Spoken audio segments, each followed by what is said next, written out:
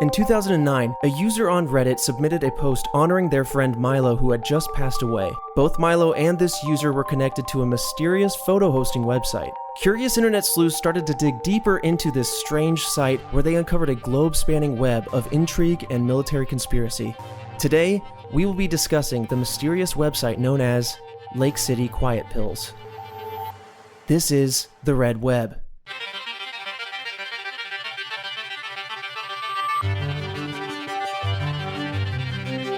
Welcome to the first episode of the Red Web, podcast dedicated to internet conspiracies, mysteries, true crime, supernatural events, all sorts of things like that. I'm your host, Trevor Collins, and with me, I've got Alfredo Diaz. This is just a podcast to terrify me, isn't it?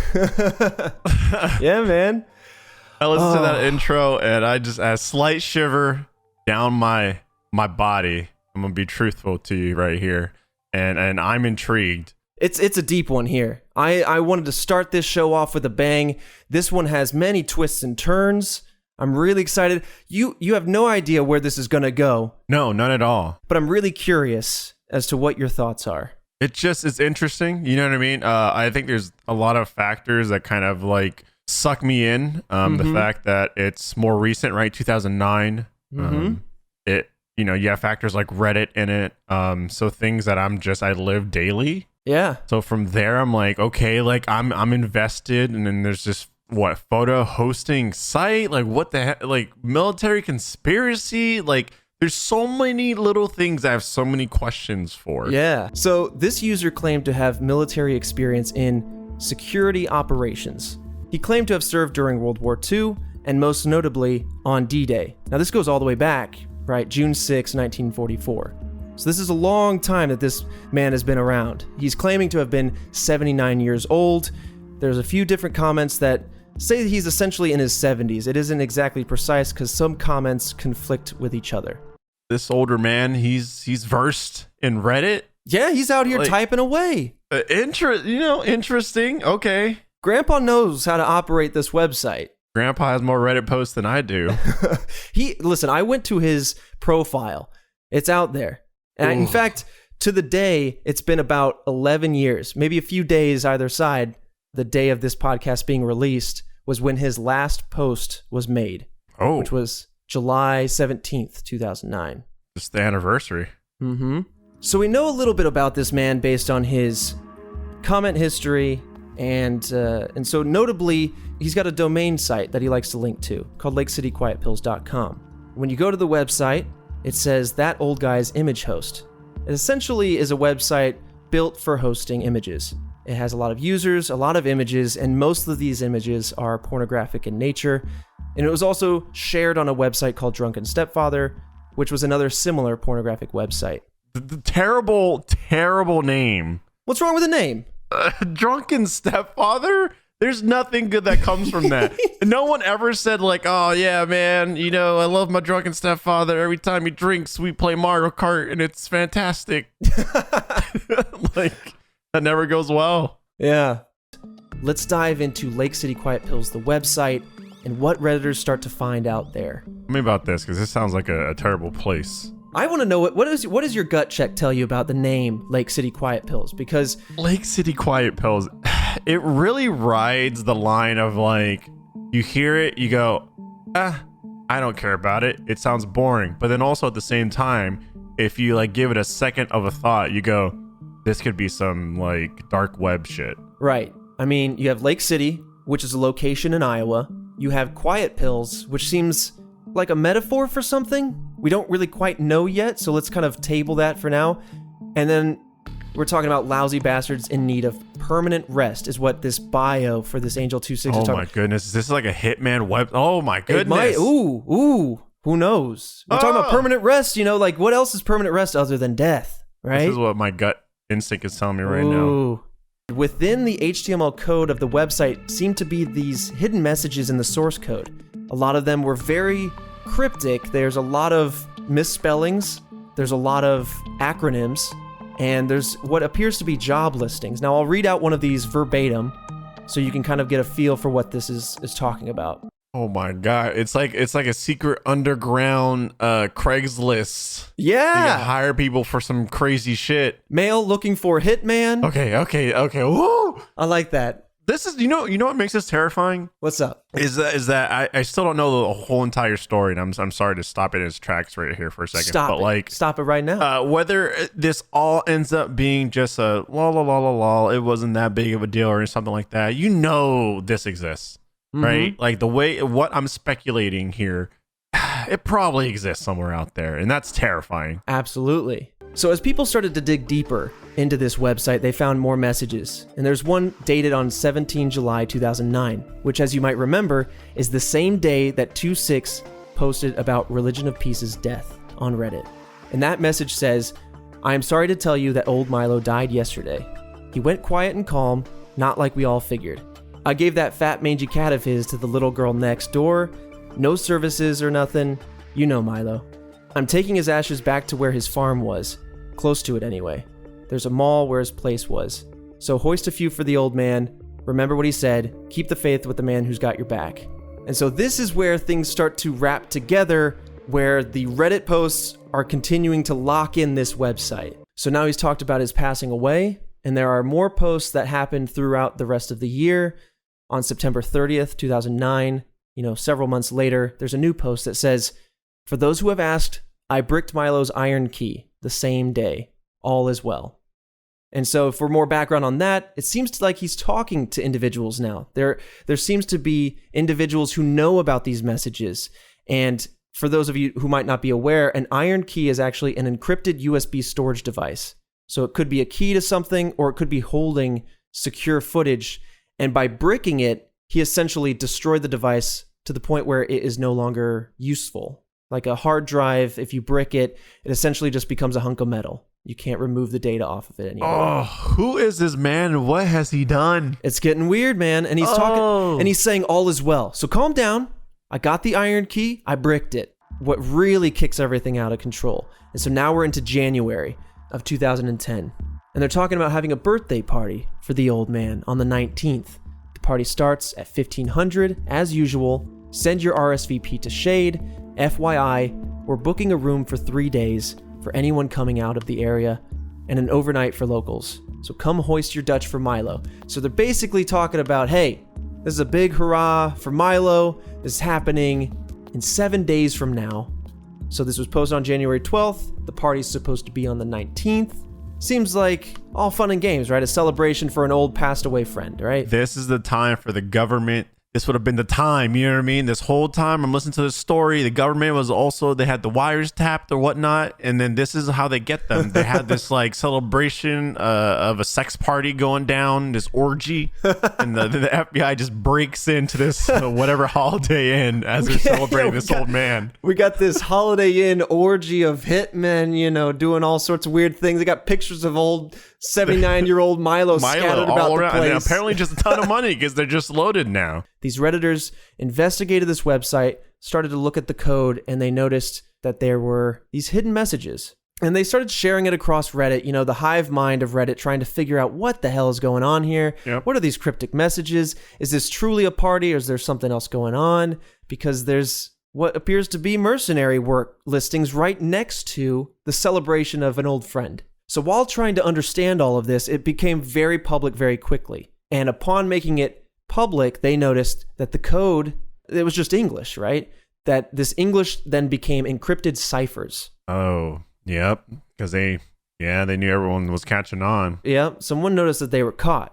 And so then, of course, Reddit's like, all right, simple enough. Let's get to work on deciphering this. Boom, encrypted again. Oh. And so this kind of became like a back and forth. Ooh, what a challenge. But then the website took the ultimate reply and went offline. Yeah. The website has been offline ever since. And so these screenshots that I'm reading from are about 11 years old at this point, because that's all we had and the website's down. And people have started to analyze some of the acronyms that were going into play. I think one of the most prevalent ones was in every listing. It essentially said, no EU W/W. And I think the most prominent definition for what that acronym could say is once warrants or wet work. which would basically mean wet work being murder in the line of a mercenary. Yep. But what makes more sense to me in context would be wants or warrants. No European wants or warrants. Essentially, if we're going to do a job in Europe, I don't want you landing and immediately being apprehended or having the police looking out for your likeness. And then there's other things, we kind of talked about what ME could be, and a lot of people thought that could mean the Middle East. And throughout, there's a bunch of other acronyms that can be related back to military based on their context. There's non-con US, which is all one word, which simply could be non-continental US. You have SEC, which could be security. You have the Fed listed in there, which obviously is the federal government, and a bunch of other acronyms, all hearkening to the UK Navy or the US Navy. It's very interesting. So the website's taken down, and this is essentially the end of the road. The case goes cold at this point, or that's what we think. Oh, thank God. I was about to say, if you left me like this, Trevor, my goodness, it'd be the biggest blue ball mystery I've ever had in years. And that's our show. And that's it. Just the site's down. And that's where we come to January 19th, 2010, the same day that we're talking about Milo's birthday party, the same convention of orgies or whatever, is the same day that a very complex assassination took place at a hotel in Dubai. And that was the assassination of Mahmoud al-Mabhouh. And I hope I'm pronouncing that correctly. But for those who don't know who that is, al-Mabhouh co-founded the military wing of Hamas. And Hamas was a Palestinian Sunni Islamic fundamentalist militant organization. It's classified as a terrorist organization among many countries and many continents, such as Israel, the United States, Europe, Japan, United Kingdom, and Australia. And looking into this assassination, he could be seen to be traveling alone. His movement was tracked on various security cameras, and through the cameras we can see that his path crossed with many individuals, leading us to have at least 29 suspects on this case involved with his assassination, 26 of whom had passports that were either forged or stolen from various European countries. And essentially, what these cameras show is that these suspects waited for al-Mabhouh to leave his room, go about his business in Dubai, whatever that might be. They gained access to his room, and then they waited for his return to execute the hit.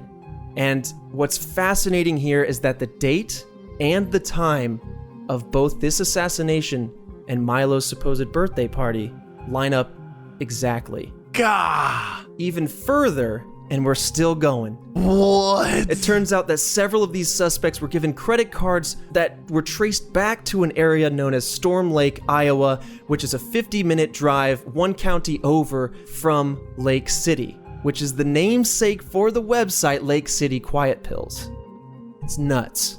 Many people theorize that these quiet pills refer to bullets, specifically bullets manufactured at the Lake City Army Ammunition Plant, which is the largest producer of small arms ammunition in the United States, or at least for the United States Armed Forces. Ooh.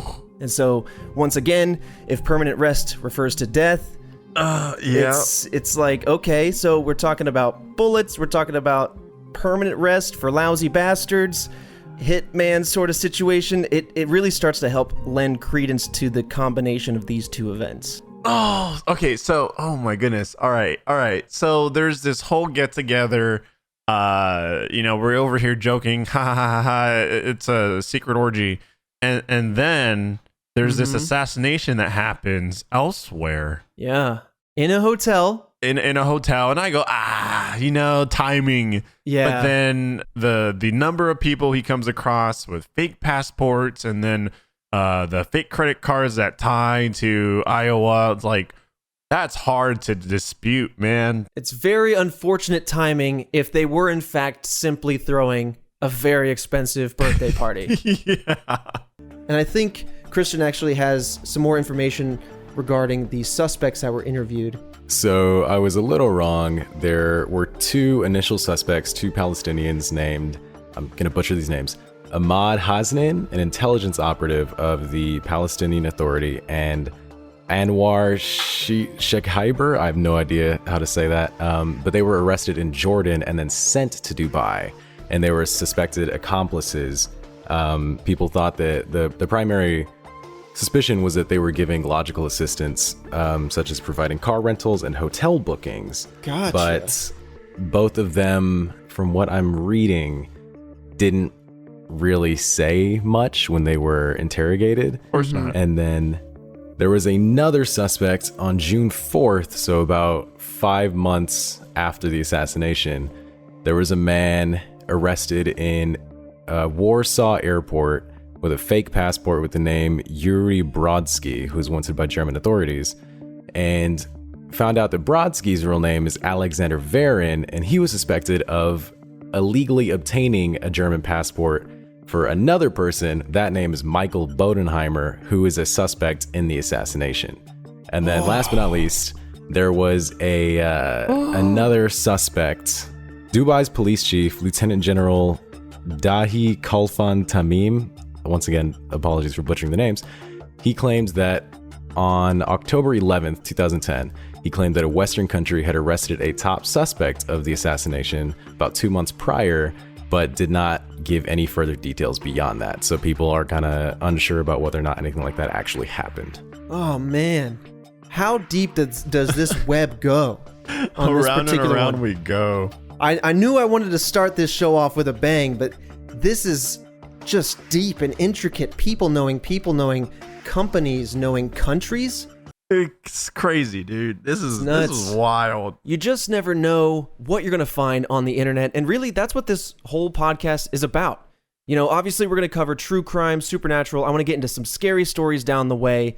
But the bread and butter here, I think, for unsolved mysteries is on the internet. It's the new frontier for mysteries. I think it's a solid point, you know, and just to make sure to put it out there, we're not investigative journalists. We're not going to crack the case or anything like that. Oh, no. But we definitely will outline everything there is to know, all the theories involved, and make it so it's super easy to follow. So in that way, you can kind of like dive in with us and get immersed with all of this. Yeah, for sure. And, and that's it. That's the end of the first episode. Starting out with a banger, a lot of twists and turns. You know, we don't know what's going on here. Maybe they're still in play, these Lake City Quiet Pill boys. It was weird. It was weird. It was very weird.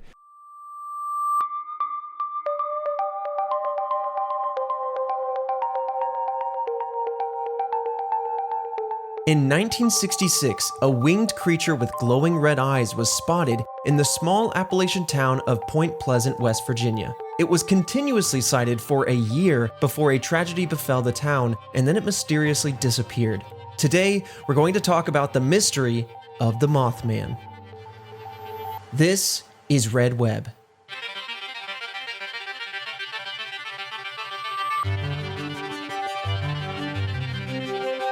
Alfredo, we're coming in towards the beginning of the year here, flying in like a Mothman with a cryptid.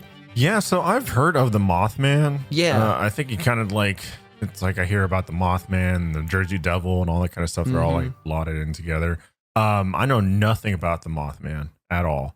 Off the bat, strange that there are sightings, and then it's like something happened to the town, and then the Mothman was never seen again. Yeah. So it's just like, what is that connection there? That's like what I'm asking myself right now. But tell me what you think when you hear Mothman. Let's start painting a vivid image. I mean, to me, this, I don't know why, it reminds me of like those 90s or early 2000 movies, like was it The Replicant, something like that, like those like 90s like monster movies.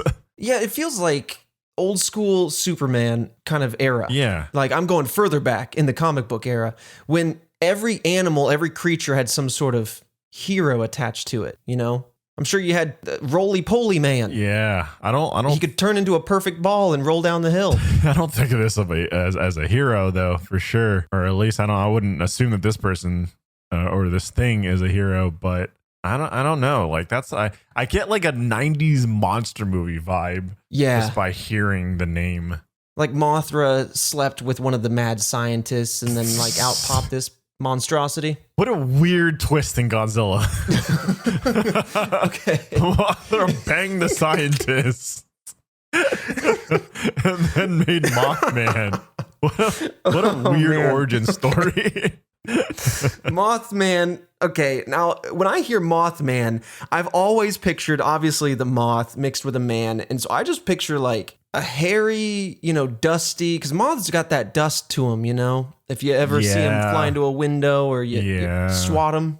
That's what I hate about like moths. Like when you get like in your house, you try to swat them away, or you're trying to like kill them or trying to release them. They got the like dust to them. They leave a little print on the wall. gross. So maybe this guy is just, he sits down on your couch, he'll leave a little imprint. He's battering around your lamps or something.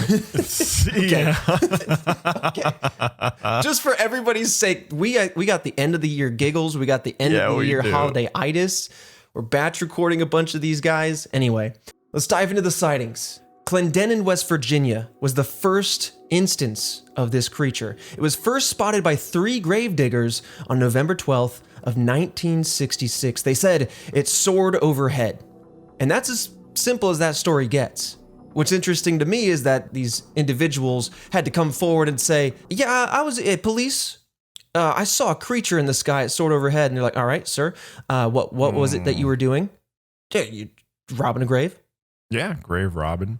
Just grave robbing as I do. They're just like, look, I mean, I know it's a bad thing. It's illegal, but I figured you'd cut me some slack because I just discovered some creature. I just discovered this 7-foot tall flying man. Is that how tall the Mothman's supposed to be? Yeah, we got some stories that break down his size, his supposed size. Oh, damn. They noticed some strange movement in the abandoned munitions plant, as you might do when speeding through in the night. And they drove away, and as they turned to go away, something began chasing their cars. And they described this as a large flying man with 10-foot wings. Gray, appeared not to have a neck, and when the headlights hit the creature, its eyes began to glow, or they lit up with a glowing red. Huh. They continue on to say that they couldn't make out any sort of head or arms. So essentially we have this 6 to 7 foot tall entity with a 10-foot wingspan flying around with no obvious arms or neck or head. God. Just 2 glowing eyes. It didn't seem to flap its wings. It just kind of hovered. And what's interesting here is that it shied away from the light, unlike a moth. You know what this reminds me of? Hit me with it. The creature from Jeepers Creepers. Oh, the guy that steals the body parts? Yeah, the creature that like scares you, and then like through your fear, it could sense like what body parts it likes to eat from you to add on to itself. Like this is where it reminds me of. They're driving through, it's chasing them, and like, limbs missing and all. I don't know, the flying creature. I need a new head. Yep. Oh man, I could smell the fear on that head, Roger. Coming for you. you're hitting a genre I'm all about right now. Okay. Yeah, I could see that. That makes sense. But you know what I see? I see something a little bit more polished up, a little nicer, a little cleaner. This guy is a vigilante. This man's showing up when people are, bending the law. He shows up first when people are grave robbing. He shows up when people are out there drag racing. Listen. Oh my God, you're right. This guy might be up to some good. Misunderstood hero. Yeah. The couples were unsure if the police would believe their story, so they went back to confirm what they saw. And when they went back, in a pasture nearby, they saw it walking and stumbling through the field. And they also claimed to have seen the body of a dog on the side of the road, but when they returned to once again confirm that sighting, the dog or the body of the dog was gone. And again, I just see, man, he's just cleaning up. Just hell to the no. Am I going to go back to... If that thing chased me all the way to town and it's this weird like figure, silhouette that I can't describe, I'm not familiar with, making all kinds of weird, crazy, confusing noises, no way in hell are you going to catch me going back to look for it. Right. To find some shred of proof or evidence. Right. It's not like they went back with a camera or something. They're just like, the police aren't going to believe us, so let's go get more anecdotal evidence. See, that's why everyone that's signing up for the Red Web Task Force, you guys are, you know what I mean? You guys are the troops on the ground. I want to be the man in the chair. They're the meat shields is what you're saying. No, I'm not saying meat shields. I'm just saying the explorers, the pioneers. They're the wave one. You're not convincing anybody onto this task force with a resume like that. There's people listening right now that are just like, Fredo, sign me up, direct me, put a body cam on me. Let's go discover some things. Deputy Millard Halstead knew the couples personally, and so he believed their story. The police went searching that night but didn't find anything. A few days later, 2 volunteer firefighters saw, quote, a large bird with red eyes. The next sighting was by Marcella Bennett on November 16th of 1966, all clustered together, by the way. These all happened within a 1-week span of each other. Marcella and her family said they saw the creature while visiting friends that lived near that TNT area. They saw red lights overhead, and when she went to investigate, they said it landed near their car, and Bennett noticed that it looked like a man, but its legs were covered in feathers. Red eyes, its wings were drawn, and it had no neck, or it had its neck down in some way. She couldn't run, she said she couldn't look away, and when she finally did get herself to turn around and face away from the thing, she said she collapsed in shock. Newspapers then began to pick up this story and report on it. One anonymous writer named the creature the Mothman at that moment, inspired actually by Batman. Oh, okay. So hey, I mean, there's another feather in the cap of goodness. It seems like a cheap spin-off character. Hundreds of people went to the TNT area over this time period searching for the Mothman, some even hunting for the Mothman. But the last couple strange occurrences that were reported in Point Pleasant during this time were as follows. I'm just going to go through like a small list here, and that will kind of conclude our sightings of this creature. So police dispatches were interrupted at periodic times. Some even heard screaming on their radios. Many people had malfunctioning cars or appliances. The Scarburys, who we talked about earlier, said they heard strange beeps and large garbled noises around their trailer at night that led them to move, actually, into their parents' home. And some other people said they saw UFO sightings.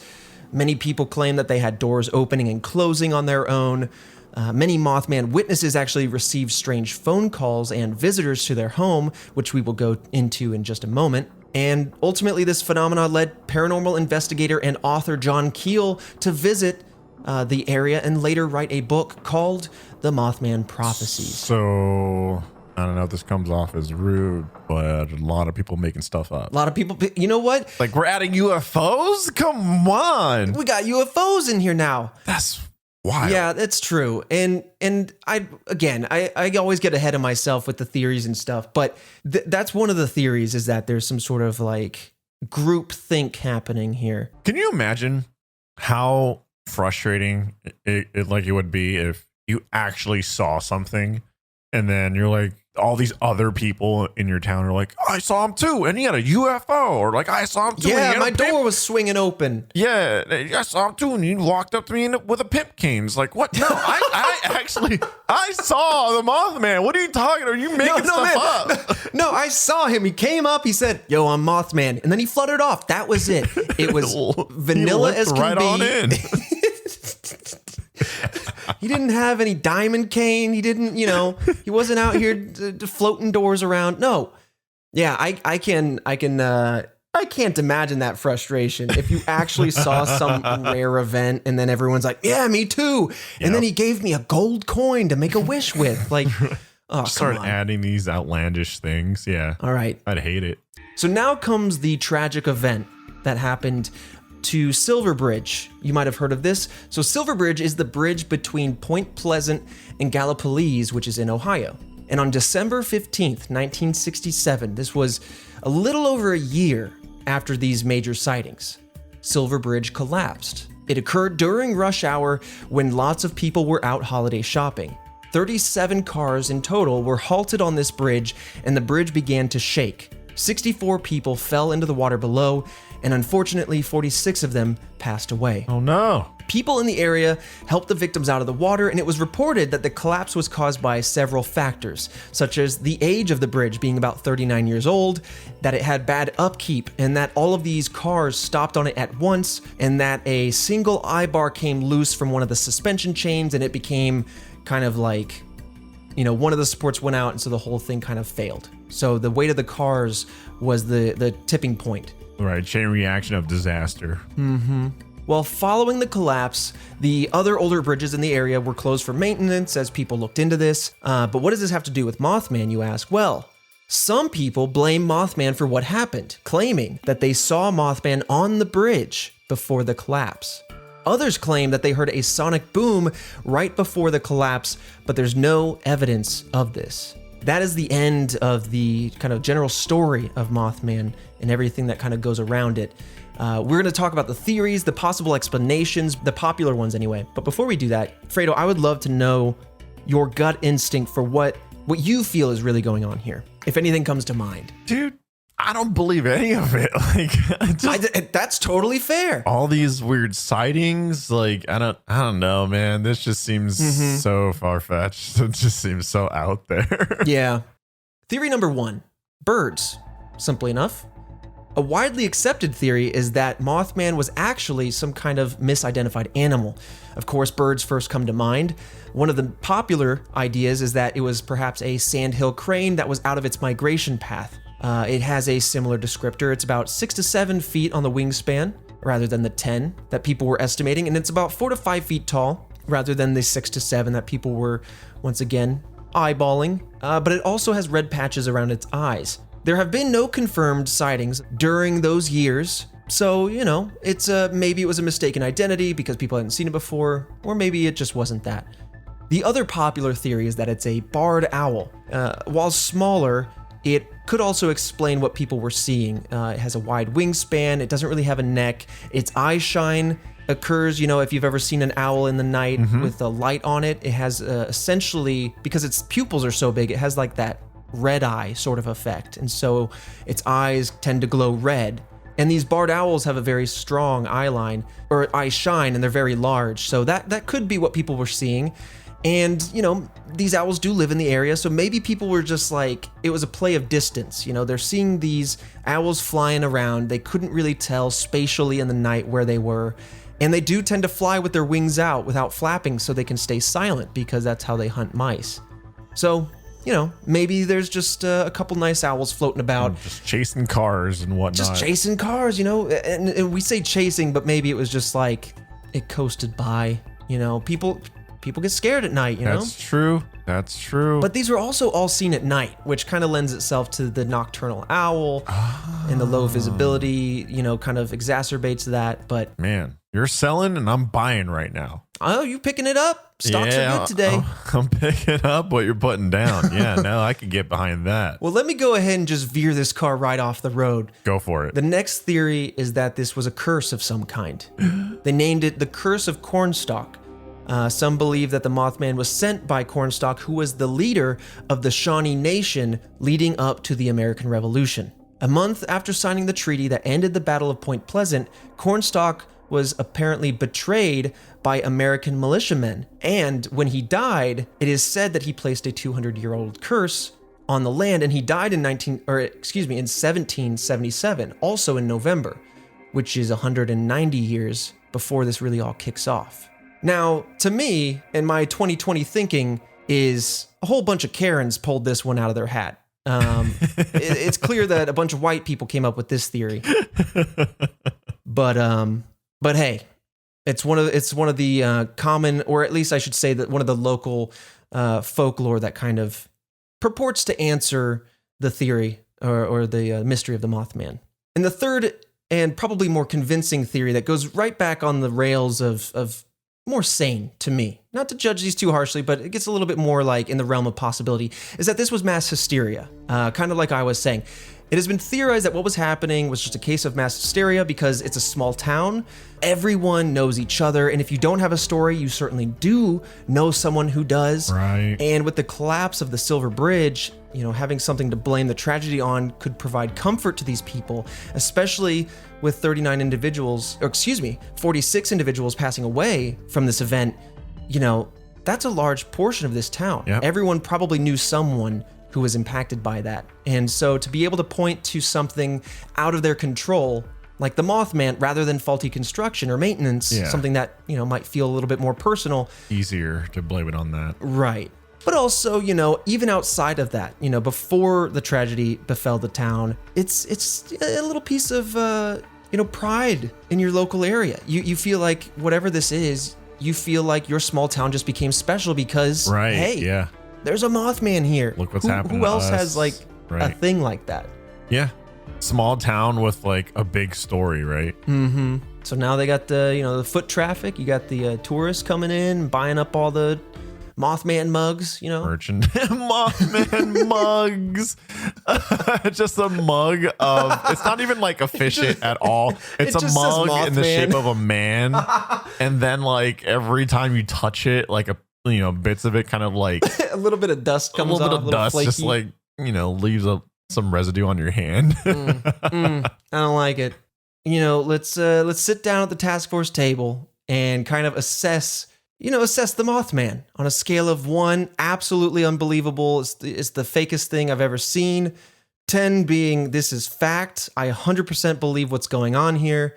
Where do you lie on our scale here? Ooh, I think I'm gonna have to won this. You're gonna won the Mothman? There's literally nothing but just. How about the theories that go to answer it? How about the real stuff? Oh man, if I'm to. Like if the pollution's in play, how does Right. Mothman tickle you then? I mean, I'll give it maybe like a 3. That's as far as I can go with it. I'm just gonna average all of that in because a part of me wants to say like maybe, and a part of me wants to say like Yeah, same here.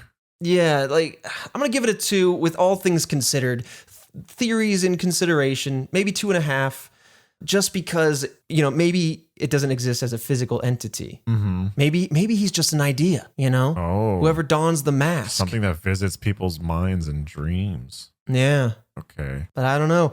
That's Mothman, man. Yeah. No, I mean, those are low numbers for me. It's interesting. Oh, it's fascinating. I would love to go out to this area and just like poke around in the forest at night, with a weak flashlight. Yeah. It's just a weak. Why is it got to be a weak flashlight? What is your problem? Yeah, I mean, you're not going to see The most anything with like a shallow 10,000 lumen light. flashlight ever. What do you mean? Give You me need- a flashlight that like burns like the sun. You know what I mean? No, Give me no, the then you might as well ability go to out in just daytime. take the whole You're not going to forest see down. anything. You're going to go out there like Predator style. You're going to have Yeah. that chain gun. You're just going to mow down the trees when you hear a That's twig exactly break. what's gonna happen. I don't want to take no chances. I want to be able to see it coming a mile away, and then I'll take a selfie. Well, that's one thing we didn't get in our notes here. Does Mothman bleed? Oh, I mean, probably just you hit it and just poof, dust, Man, little dust Maybe it will. particles. What a crazy story.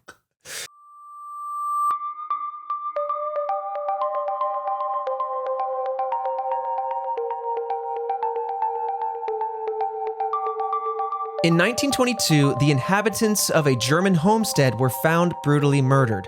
The puzzling detail is that there was reason to believe that the killer lived on the farm for days afterward, even taking care of the animals.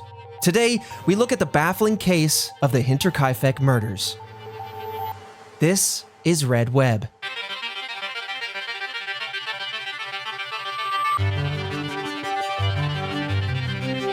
It's another murder mystery Monday. I'm Trevor Collins coming in with a little ditty, and Alfredo Diaz across the table from me on the Heyo. other side of the country. Nothing for a loop. Oh, hi. Yes, I too am here. Interesting. This little episode we got going on here. Yeah, we're dipping our little toes back into some true crime. The killer decided to hang around Oh, they're hanging. after the crime was committed. Oh, they're vibing on site, dude. Was even kind of to take care of the animals. One, the guts of said person Uh-huh. to stick around. The and gall. Just hope that no one comes by or there isn't any type of obligation that they have, that the family has, that would cause someone to come and check on them. Two, this person's they're just throwing DNA all over the place, left and right. Oh, but it's the 20s. He doesn't care about that. Yeah, damn, yeah. Here's the that's thing, right. though. I think this entire case, as fascinating as it is, I really do like this one. I like them all, but this one's really intriguing. This is a case study for how not to handle a crime or suspicious activity or what have you. This is what I was messaging Christian before we started this, the producer for Red Web here, and I'm like, man, this is exactly why there are unsolved mysteries all over the place, because like things like this happen Yeah. everywhere. Well, let's talk about the who and the where, because there's a lot of people to get to know here on the homestead. But we have the family, who consisted of Andreas Gruber, his wife, Cecilia, their widowed daughter, Victoria Gabrielle, as well as Victoria's children, Cecilia as well. There's another Cecilia in play. Okay. But Cecilia and Joseph. So Big Andreas, his wife, and then Victoria is their kid, and Victoria has 2 kids of her own. They also had a live-in maid at the time. We'll name her later because there are 2 maids in play. I don't want to offer confusion here. And then I also want to talk about Victoria's husband, Carl Gabriel, who passed away in December of 1914. He served in World War I and unfortunately passed away during his services. So that's why Victoria is a widowed daughter with 2 children of her own living at home here. Now, their Bavarian farmstead was known as Hinterkaifeck, and that is in what is known today as Weidhofen, which is just north of Munich, Germany. Okay. Now, before these murders went down, there were a bunch, and I'm talking about a bunch of strange occurrences at their farm. So let's talk about some of those, and maybe a word to the wise at home. Take some notes. We're going to lay down some life pro tips if you ever stumble across some of these strange occurrences. I'm just going to throw out the blanket rule of just get the hell out of there. Boom! There's your life pro tip. That's just it. That's just it. The hell out of there. It ain't worth it. Secondly, the other question I have is, now that I'm finding out, or I guess just the question I'm hoping to get answered is, now that I'm finding out that there's a bajillion people in this house, how did this person happen to like take everybody? So let's go back 6 months prior to everything went down. The family's maid quit her job and left due to her belief that the house was haunted. Now, she reported hearing strange noises and footsteps coming from the attic, often around midnight. Now, this gives me a lot of flashback memories to those creepypasta and spooky subreddits where people post videos that are living in their attics overnight. Have you ever seen any of those? Oh, nope. Okay, well, don't go digging. It's weird. Sounds weird, and oh man, like why? Some are fake, right? But like, there's like security for sure. footage of people slinking out of the cabinets, eating food, making cereal, and heading back up. It's wild. That's terrifying. It's terrifying for sure, dude. Oh my god, that gives me the heebie-jeebies. I hate that. After the maid's departure, the Gruber family took up the work that she left behind, and they all began to notice the same things that she was noticing. So I don't know if this is a Harry Potter Defense Against the Dark Arts cursed role that's happening in the home, or if now that she's gone and she made it aware that like, hey, these things are happening, now they're finally hearing these footsteps and whatnot. I don't know. But the whole family's in on this now. They all hear these footsteps. See, that's the part in any story or any movie, TV show is when everyone's on board. Because when it's happening to one person, it's just like, people could just believe this person. But then there's always that, oh man, there's so much satisfaction when you have everyone else just going, I don't know. And then there's that turning point where, it happens all know. And everyone knows. And then it's like, okay, now we're on the same page. Now y'all believe me. Mm-hmm. That's when you grab the day bag and you get the heck out of there. You go to the Motel 8, you get the free breakfast buffet, and you have the police raid your place. Mm-hmm. Or if it's like the Conjuring universe, though, it follows you. That's true. It latches onto you. Oh, why'd you say it? Oh, you are absolutely correct, because that's exactly what they did. They went to a motel, and it followed. Oh, that's nuts. And then like they moved to a different house. I think maybe that's a different ghost story. No, sometimes they follow. That's a good point. But some more strange occurrences here. March of 1922, Andreas found a Munich newspaper on the grounds that did not belong to anyone in the family. So they're going, okay, this is strange. Let's go to my neighbors. Maybe they subscribed and this showed up randomly. None of the neighbors subscribed to this particular newspaper, and the mail carrier themselves said that they did not drop it where they found it. So this was not a mistaken delivery. This was not owned by anybody. It shouldn't have been there. So we have some more evidence trickling on the scene. And just days before the murder, Andreas found... Now, here's where your gut check's going to scream into the ether. Andreas found footprints in the snow coming from the nearby forest and onto the farm, into the farm's machinery room, also referred to on this case as the tool shed. Those two locations are going to be interchangeable here. Oh, hell. Even if it wasn't some kind of a ghost or creature or whatever, if it's just another human, first and foremost, shouldn't be in your property. Secondly, you're going into the tool shed. Lots of weapons, lots of things that can be used as weapons. Oh, yeah. You don't want to go in blind. So You don't want to go in at all. I don't know, man. Call the police just to be safe. Dude, there's something about human footprints. I know. Listen, you think about cryptids and the paranormal and all of those things. No set of footprints in a mysterious circumstance is going to be okay. Yeah. But there's something more upsetting about seeing human footprints. When they got there, Andreas is looking at the lock and it's been broken. And he looks at the footsteps a little closer. He notices there's not a set of returning footsteps. This is a one-way path. Someone came to the door, broke the lock, went inside, and so he's going, boom, someone's in here. He searches the premises, couldn't find anyone.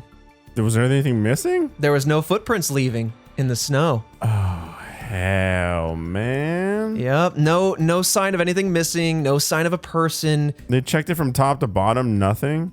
Listen, that's what I have to ask myself. Are they checking this place top to bottom? Because this is another piece of the puzzle that's going to continue, and I hate it. There's a lot of searching happening, not a lot of finding. They searched the attic for these footsteps, nothing. They searched this barn for clearly something went in there, someone, whatever, nothing. March 30th, the day prior to the murders, a key to the house went missing. Later on this very same day, again, March 30th, the whole family heard footsteps once more in the attic, and again, no one could be found. So we're really setting this up to be paranormal in nature. This is exactly why the maid left 6 months before all this went down.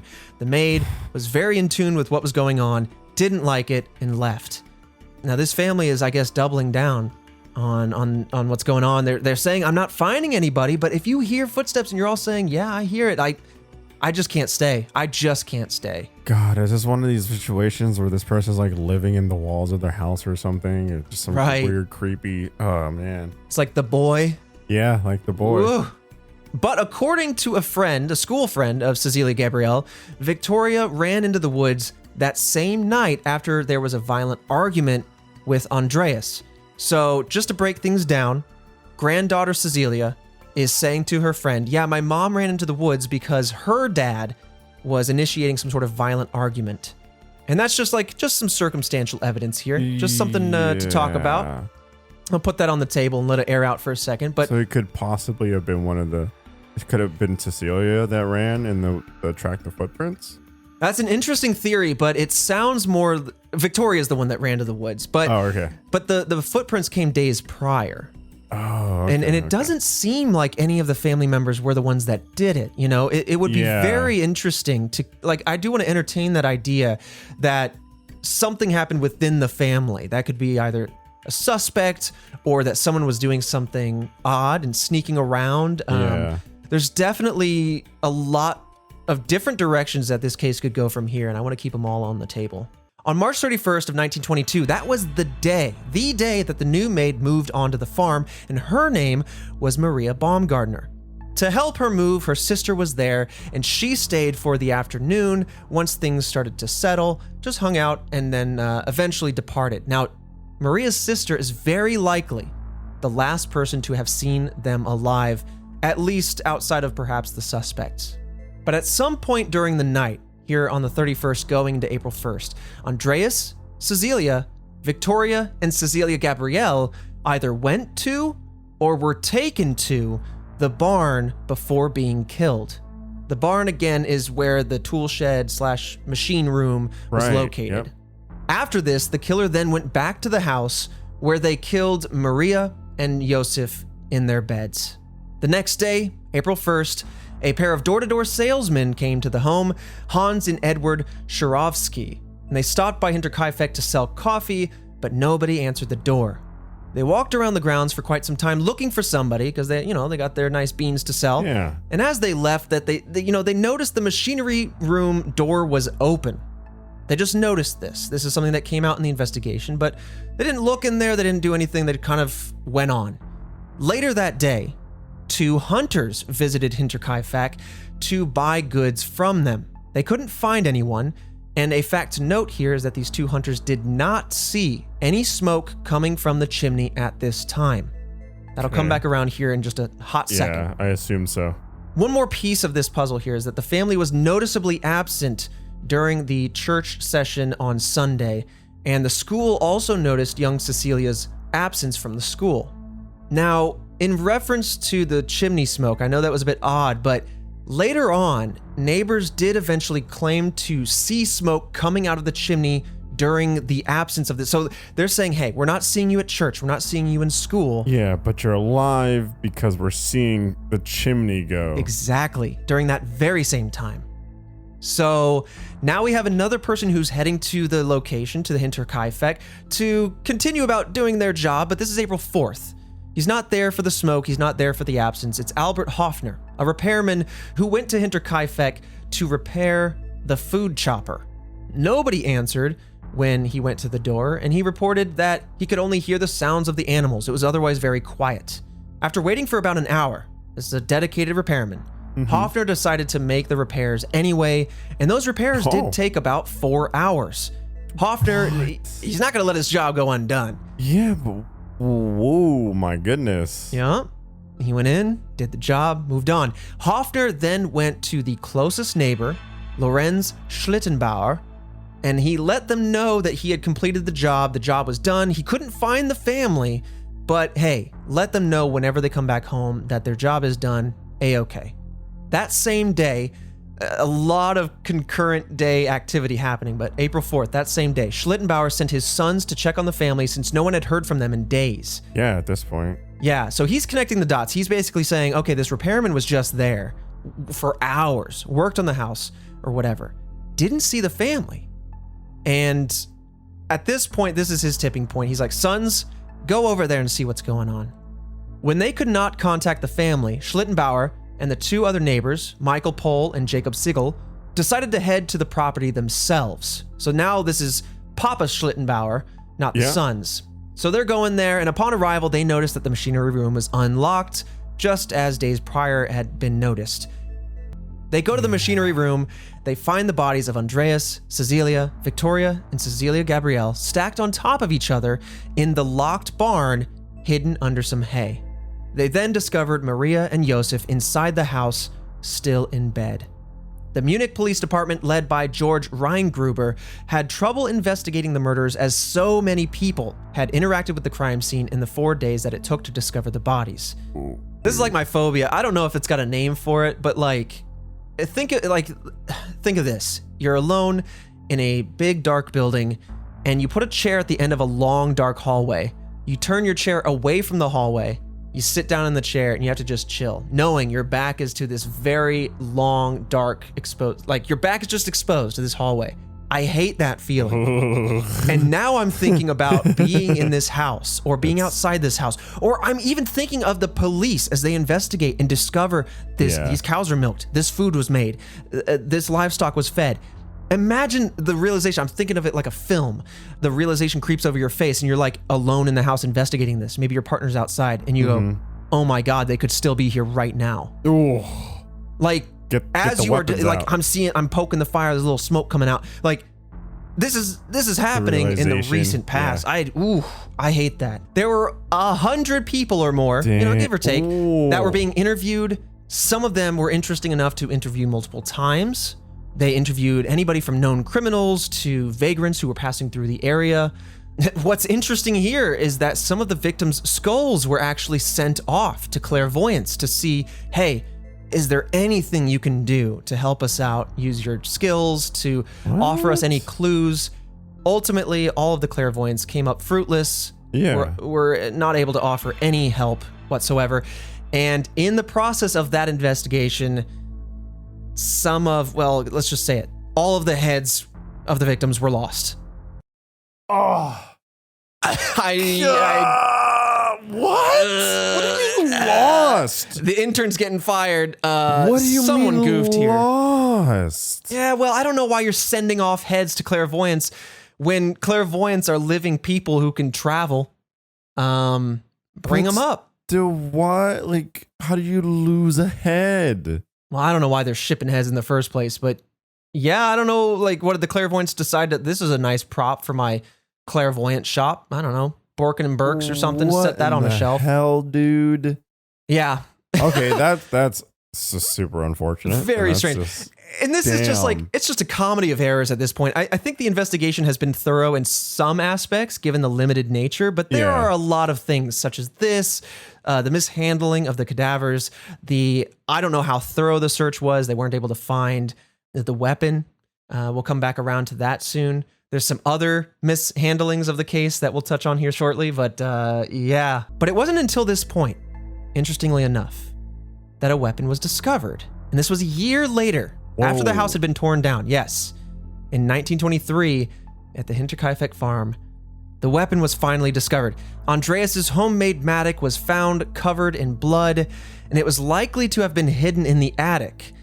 And that's why I have to say, man, did they really search this place top to bottom? Or is that attic the worst, most Lazarusian, labyrinthian is probably the word I was going for. Labyrinthian room on this entire planet. I don't know. Yeah, what the All heck I'm trying is to up say there is, in the attic? Even then, how it's is like everything hiding in the attic? Everything. Right. Take all the time that they could ever possibly take to search this house. Also, like, I get it, there's some big houses out there, but how big can it really be? Right. Get the people, get the manpower out there. You got people stomping around in the attic, not being found on multiple occasions.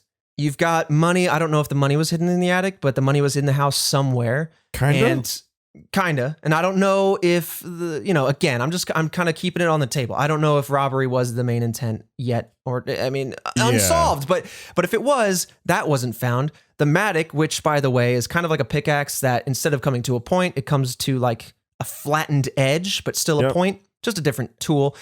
Now that is what was the murder weapon, and that was up in the attic, and it was covered in blood still, and that wasn't found. So this labyrinthian attic is probably better off demolished at this point. But now when it comes to the mattock, if this was used to make these precise cuts that we were talking about on the cheeks and on the body, etc., it would require quite a bit of experience, because it's an unwieldy thing. It's quite big and heavy. You have to have some experience with it. But there's also something I want to say here too, which I don't know if you can hear me smiling, but I'm frustrated with the lack of searching here. A penknife was found in the hay of the barn. Now, Christian, help me out here. I don't know if the pen tool or the penknife was found after the demolish or during the investigation and just wasn't connected to the crime scene. From what I understand, the penknife was also found after the farm was demolished. Oh, come on. Okay. They were doing some good investigation, but it's things like this that make me go, or what? Right. And this is where things start to get a little bit more interesting. I had no idea about this particular suspect, by the way, so I'm deeply fascinated. Some theorize that Victoria's deceased husband, Carl Gabriel, did not actually die in combat during World War I because his body was never found. There lies the base case for this entire theory here. It gets wild. So, Victoria had Joseph in 1920. This was years after Carl's absence. Obviously, he supposedly died in 1914, so it was many years. And ultimately, it is unknown who the father of Joseph is. Now, following World War II, prisoners of war that were held in the Soviet Union were claiming that there was a German man that said he was the Hinterkaifeck killer. Such an oddly specific thing to be hearing in the Soviet Union, no less, as a prisoner of war. So the German soldiers are saying, okay, there's a German out there claiming to be the killer. They also claim to have seen Carl in a Soviet uniform. So I don't know if this man has defected to the other side, and this is part of his running away, but Carl apparently has some nebulous history going on here and has been MIA, but alive for like 8 years? Why be MIA? And That's also, a good question. Again, more people just confessing this stuff. Yeah, just like, or just trying to take credit. I don't know why you're trying to take these credits, man, but I mean, okay. Sure. I mean, maybe they're in war and they're just swapping stories and saying like, oh yeah, I don't know. But shortly, let's go back in time again here. So this is April of 1914, and shortly after Victoria and Carl's marriage in 1914, Carl actually moved back in with his parents. And it is believed that Carl left Victoria over her relationship with her father, Andreas. This is another flabbergasting, shocking piece of information here. But in 1915, the two were found guilty and jailed for a year after community reports came in of their incestuous relationship. So Andreas and his daughter, Victoria, apparently, there's at least rumors in the community that were saying that they were having relationship. I don't know if this was consensual in any way. I don't know any other further information, but it is this fact that people are pointing to say this is why Carl left, and this is also the beginning of his motivation for coming back to the family and goodness. Right? But as always, I want to end this particular theory on this suspect with a few wrinkles that challenge that theory. An interesting piece to note here is that the murderer ran the farm for several days following the crime. It would be very difficult for anyone to do this and not be noticed. Being a neighbor, you might be able to get away with it, but if the whole town is noticing that this family's gone and you are staying there milking cows and cooking dinner for yourself, I feel like someone else is going to notice that you're gone. You have your family, you have your job, you have your life. People would notice. So, and if they were coming in and out of the place, they would very likely run into somebody. So all that is to say is it would be tough for a neighbor. Not if you're taking the long wood route, right? Yeah, I guess it all depends on if there was snow on the ground and if they could tippy-tap-toeing out. But yeah. I mean, that next day, April 1st, to have 4 people almost randomly come by selling coffee beans or trying to buy something, I don't know. It just seems risky enough that... Also super risky to just come and go. Right. You just wouldn't want to be coming and going. You would want to be locked down until you knew that you could get away without some normal passersby. I'm just thinking through the frame of a film, right? You think of stereotypes and tropes and whatnot. You see footprints leading one way up to a broken lock and an open door. I'm like, you just don't go in. You just don't. You toss a lantern onto it and you drive. You drive until you run out of fuel. See, that's why my horror film would be a short story. The most lowest reviewed horror film ever. You know what I mean? I go into a house, there'd be a figure in the window, and I go, nah, and then I would move out of the country, and that's it. There you go. End of story. If we ever do Red Web TikToks, that's it. It's you walking up to a bunch of scenarios and going, nah, nope. Not today.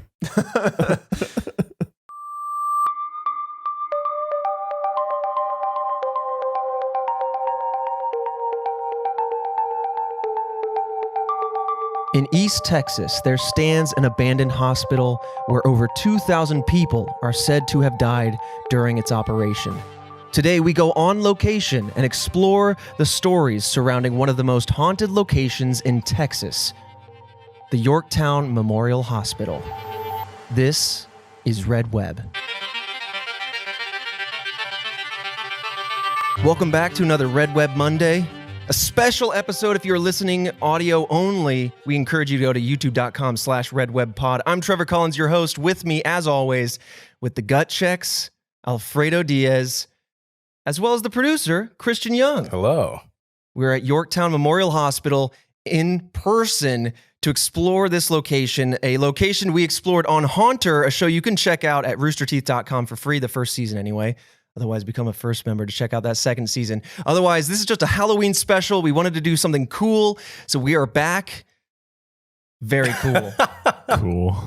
So we're going to walk through the story, the background of this place, some of the sightings you can expect, and then we're going to kick these cameras off their tripods. We're going to go into the field. And I'm just saying, I just keep getting these waves of chills because I hate having my back to a long, dark hallway. And the only reason that this is even slightly okay is because there are people and I'm focusing on that. And there's a green light and it gives me a little bit of visibility. Fredo, you're sitting sideways, keeping an eye out. I appreciate it. Bro, I have not loosened my grip on this mic stand for the past 15 minutes. No joke. I don't know if we have any extra B-roll, but you've been white knuckling this mic stand, staring backwards like a mannequin. It is worth saying that we are in the entrance, the lobby of the place right now. Yes. Alfredo's not seen any other inch of this place. I haven't seen anything. I just know that this place is. I want to be respectful. Sure. This place is not somewhere I want to be in personally. Myself might be nice for anyone else that's here. I see that there's a dark flight of stairs to a basement Right over that there. also goes to a second floor. Yep. And at the end there's a chapel. There's a chapel at the end of that hallway. right there. icing on the cake. You have any tattoos? No. Okay, you'll be fine in the chapel. Mhm. Shane, on the other hand, one of our cam ops tonight, we'll see what happens. There are some specters here that have proper names and habits. It's fucked up, bro. Here's what's happening. I'm trying so hard not to just while out with the shit I'm saying right now. Let me tell you. We are still clean rating on this podcast. Right. We still have that to keep in mind. Yeah. Boy, oh boy. Let me tell you, I'm calm now. You don't have to censor half the stuff I say on this damn Listen, episode. instincts are what they are. If it makes you feel better, I think the only reason I feel even slightly close to fine is because I've been here before. Do we need a code word? That's Like Pineapples. scream out Mamma Mia. That's the dumbest logic I've ever heard in my life. Scream Mamma Mia and I'll know I'm bolting, because otherwise if you two leave, I'm not caught in the depths of this place with a 7-foot python and God you got knows- that brave shield that I'm giving you. when That you brave leave- energy I'm when you feeding over to leave, you right now. My aura of bravery goes with you. You're like my familiar, and it's based on your presence. Stop looking back there, man. Dude, You're freaking me out. What do you mean, bro? All right, Like, shall we don't- dive in? Yeah. How do you feel? You want to dive in? I know what's in the outline, and I know. still don't want to do this. There was a moment, I'm going to keep burying the lead. There was a moment where we're driving the van down. I'm reading through the outline to get familiar with all the notes or whatever. And I come over a talking point. I go, oh. Just, ugh. And then Nick in the front goes, oh, great. Yeah. That's what I want to hear. Because I know once we go in here, he's our audio tech. And as soon as we go further in, I think he's going out. Yep. I don't think he's Yep, kicking it. He's chilling I'm on gonna the front ask steps. this to everybody. Mm-hmm. 20 grand. You staying here for 6 hours by yourself. No. 6 hours? No. Done. No, not even close. Can I get like snake-proof boots? Yeah. Just something thick, Snake- rubbery, yeah, so I don't snake- get like bit by the real snake-proof thing. Boots. Yeah, for sure. You Okay. can have one light too. Like one flashlight. One? I don't know if that makes it better or I worse. think that makes it way That makes worse. it way damn worse, bro. You're shining that light. You only see a little bit of everything. 20K. Texas, the deep, deep heart of Texas, south of Austin, and about halfway between San Antonio and the Gulf of Mexico, in this small town of Yorktown. That's where we are right now. Yep. We saw it coming through. Pretty tiny. Not a lot of people are going to be here to help us. This man's gonna pad the episode so he can't go in there. He's like, oh, time to wrap. I don't want to go, bro. Ooh, Now, okay. there are a couple floors here. There's a chapel down at the end of the hallway. We have the Why basement. is the door open to Plenty the chapel of- right now? well- Like there's 2 doors to this chapel at the Airflow. end We of the really hall. should have closed it, huh? And one is wanna open. go close it? And the other one is, Can you go close that for me? bro, all the way off. All the way down to that hallway and off. There's the chapel down there, the basement storage. There's some hospice rooms here. So it's really not a huge place for like 2,000 unfortunate souls It's to meet not. their end. And especially in such a tight time window. And I think that kind of spurs on the energy behind this place. If nothing else, at least the stories behind the place. Yeah? What's I happening? actually pulled it off my hand. Is it numb? It's a little numb and maybe a little bruised. I've been gripping this real tight, bro. It is muggy in here. Gripping I this am real drenched in We are sweat. dripping. It's bad. You've been in here longer than we have Yeah, we had because to you've been get setting set up and everything. It's bad in Dude, here. there could be anything looking at us from Stop down in the that. No, no, darkness, no, and no, we no. have I don't no like that. idea. Don't flash them. Jesus Christ. That helps when I can It see. helps less knowing how deep it goes, Christian. Okay? Yeah, no, I thought it'd be good. I thought it'd be helps- like, oh, we could see it. it No, helps that was a bad idea. That was a less. bad call. All right. No, but Um, yeah, what'd you see? So to give Oh, that was a car. Oh, Yes. Dude. It was like a motorcycle. Yeah. I thought it was like a door. This is the I busiest, thought, smallest dude. town. Literally half of the town is like empty buildings because like it's a small town. That's how it is. How is there so much traffic There's coming so through? A lot of traffic. Are there ghosts? Maybe in the sighting somewhere there's like ghost cars. The first one didn't happen to me or Nick. We came here with a group of people, right? And we were in the chapel. And one of the things that's been said about the chapel is if anyone with tattoos goes in there, the nuns don't like it. And it's been said that some people will be shoved or pushed or get scratched in some way. And one of the people that we were here with went in the chapel, had tattoos, and said that they felt a shove as they were walking around in the chapel. Saw a cockroach freak me out. Oh, you There's a did? cockroach going down the corner of that wall right over there. You see it? Yep. Yeah, I do. Okay. Sorry, Christian. There's a variety of bravery within, the group and whatnot.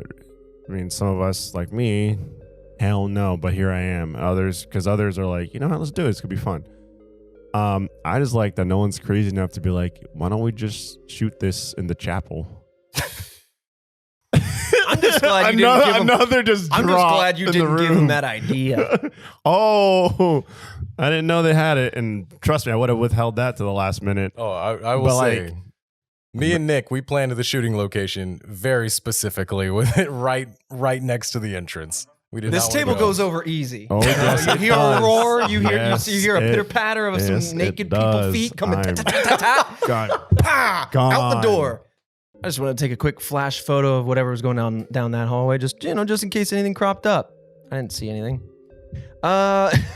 So sorry to cut you off. No. I looked back mid-story and I thought I saw just like, I don't know, a glint of something. So I was, that's weird. I don't know where to go from that. So sorry for the rough segue, but basically a lot of people have seen orbs of Yeah. light, very common, Yeah, shadowy ghost orbs. figures, and even blood on the walls of the basement where a double homicide occurred. And and that's the line that I read that made me sigh. I went, oh, because apparently that's still there. The guy who introduced us to the place, unlocked the place for us, was very excited about these blood stains that still exist. So very morbid story, but we'll get there. All right, so a little smash cut here. We're now back in the building. We went outside, grabbed a couple of accoutrements, including an EMF detector, a motion sensor, and this ball that I'm very uncomfortably holding right now. I suggested that we go back out and grab all these things, and I'll be honest, that is my last excuse to stall this production. And now, just keep vamping, keep filling the air, and we don't have to go anywhere. I've been trying so, no joke.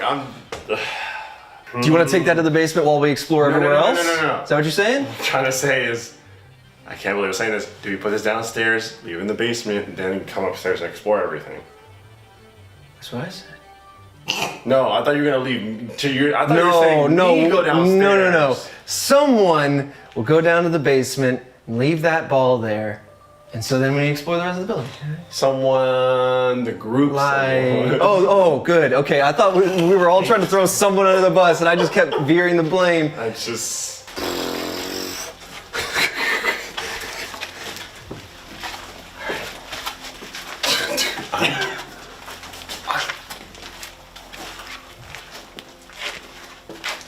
Should we kill lights just to see what it looks like?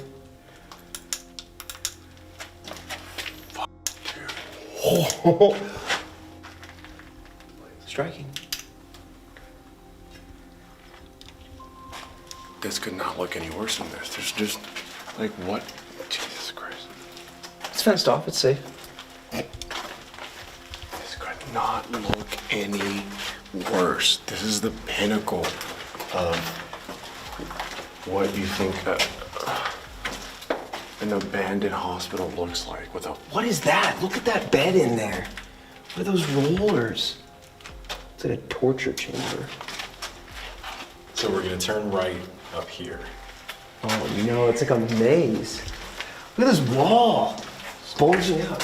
Oh, okay, right. Coming apart. And then left into this room.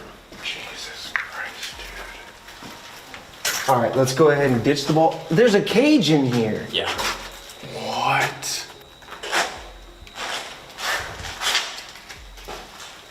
There's a nook over here. Do we put it right here? Last looks on that thing. Okay. You want to confess? That's just a coffin, isn't it? Oh my God. Mother. I will kill you, Christian, I swear to God. Sorry. I'm sorry. Listen, I'll just say it. I support tattoos. Oh my God. I know many people with fresh tattoos. I don't mean to antagonize. We all have different beliefs.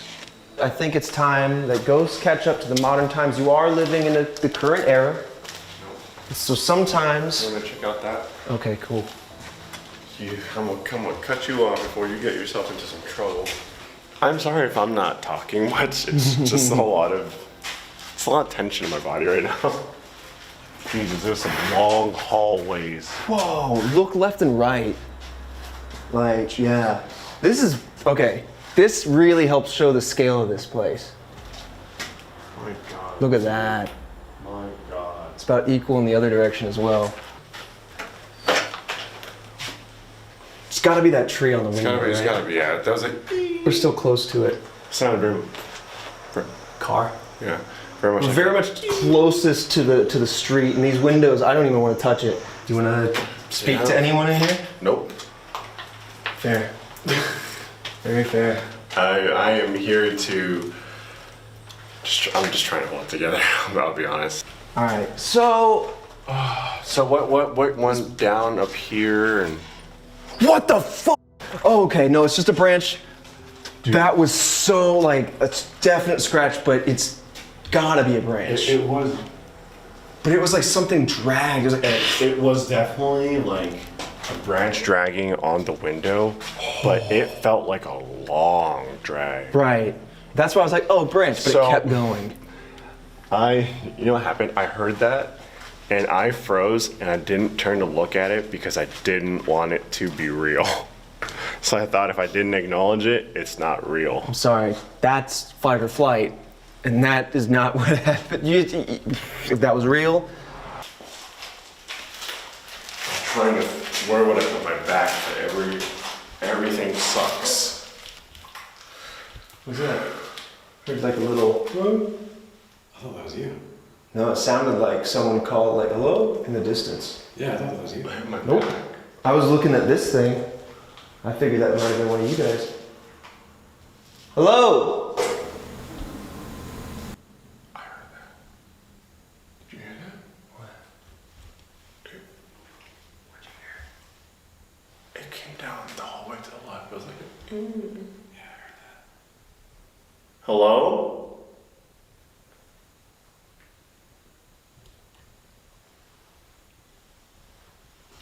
Stacy, is that you?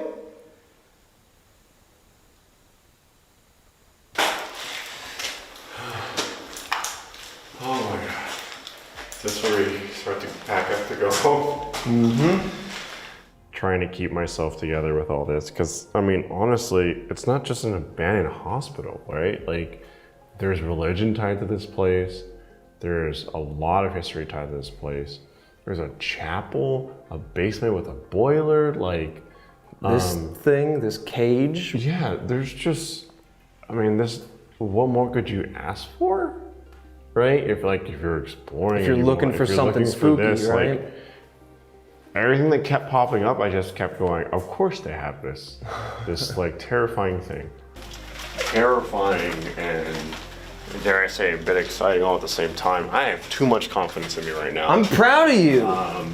You kicked ass, you came in, you conquered your fear. Oh man. Woo! Oh, thank God, dude. We did it. Oh, we did it.